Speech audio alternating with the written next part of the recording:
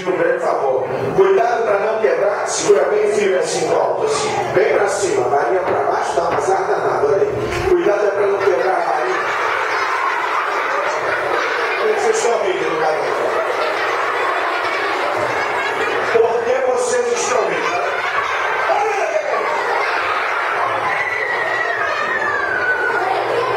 Essa é a varinha do meu avô, ele é um mágico aposentado. Eu esqueci, vou te emprestar. Luiz, vou te emprestar uma boa varinha. Cuidado para não quebrar, segura bem, firme, porque...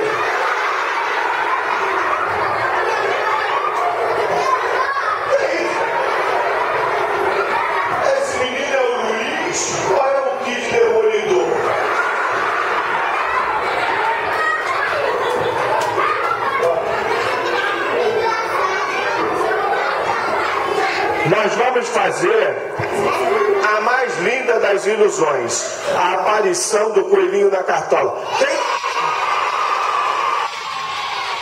Quem quer ser a parte, né, do Luiz? A parte. Só vou escolher quem estiver sentadinho. Quem quer ser a parte, né, do Luiz? Vem cá você, vem cá você. Qual é o seu nome?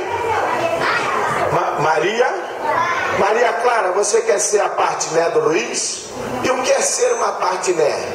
Como é que tu quer ser Como é que tu quer ser que não sabe o que é? Perigoso. Segura a partiné, aquela ajudante do mágico.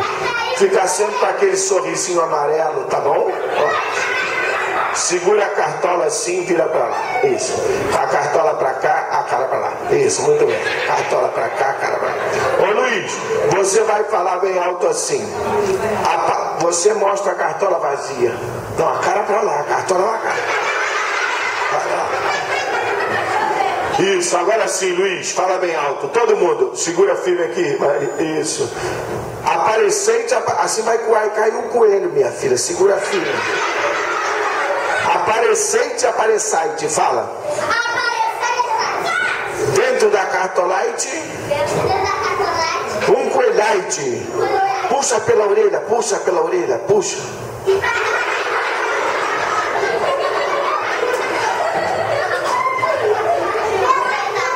O que é que faltou na mágica para a mágica dar certo?